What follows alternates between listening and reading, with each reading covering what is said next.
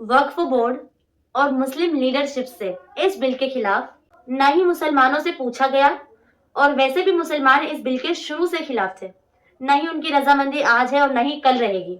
आज हम खामोश रहे तो हमारी मस्जिद, मदरसे और मजार सब सिर्फ नाम के रह जाएंगे। ये एक तरह से संविधान का अधिकार आर्टिकल 26 का उल्लंघन है।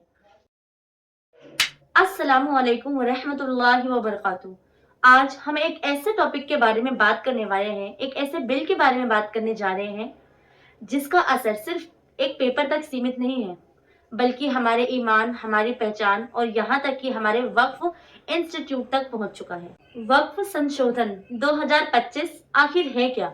आइए आज की इस वीडियो में हम इस पूरी बात को समझते हैं और ये जानने की कोशिश करते हैं क्या सच में ये हमारे रिलीजियस के खिलाफ एक साजिश है।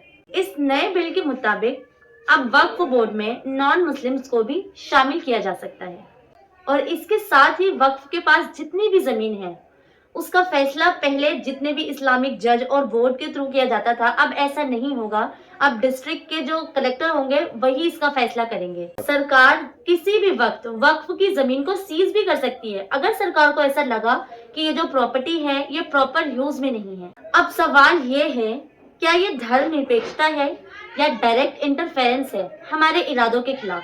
अब इन बातों को समझने से पहले हमें ये जानना जरूरी है कि आखिर वक्फ का मतलब क्या है।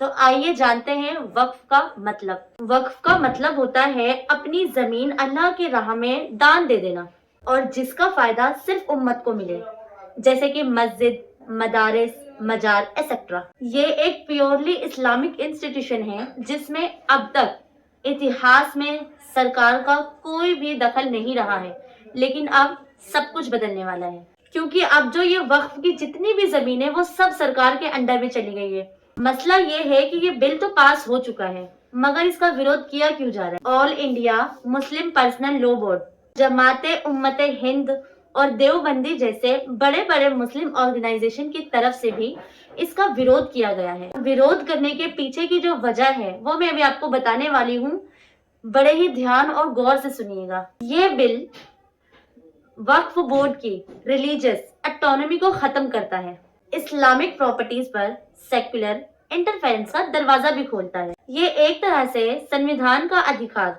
आर्टिकल 26 का उल्लंघन है जो हर रिलीजियस को अपना काम अपने हिसाब से मैनेज करने का अधिकार देता है।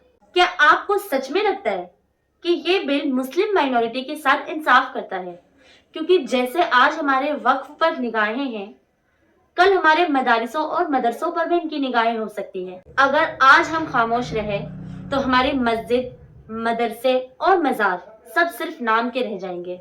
ये सिर्फ एक बिल नहीं है, हमारे ईमान के स्ट्रक्चर को हिलाने की कोशिश है। हमारी पहचान, हमारा फ्रीडम, हमारे रिलीजियस सब पर एक हमला है। इस बिल को पास करने से पहले न ही मुसलमानों से पूछा गया और वैसे भी मुसलमान इस बिल के शुरू से खिलाफ थे। न ही उनकी रजामंदी आज है और न ही कल रहेगी। और इस बिल को पास करने के लिए पहली बार ऐसा हुआ है कि पार्लियामेंट में 2 बजे रात तक बातें हुई है और उसके बाद इस बिल को पास किया गया है। अगर आप भी इस बिल के खिलाफ हैं तो अपनी आवाज उठाएं, इस वीडियो को शेयर करें, कमेंट में अपना स्टैंड बताएं और पीसफुल प्रोटेस्ट का हिस्सा बने। वक्फ बोर्ड और मुस्लिम लीडरशिप से इस बिल के खिलाफ यूनाइटेड फ्रंट की डिमांड कीजिए। ये वक्त खामोशी का नहीं है, ये वक्त अपने हक के लिए खड़े होने का है क्योंकि इस्लाम सिर्फ मस्जिदों तक महमूद नहीं है, ये हमारी जिंदगी का हिस्सा है।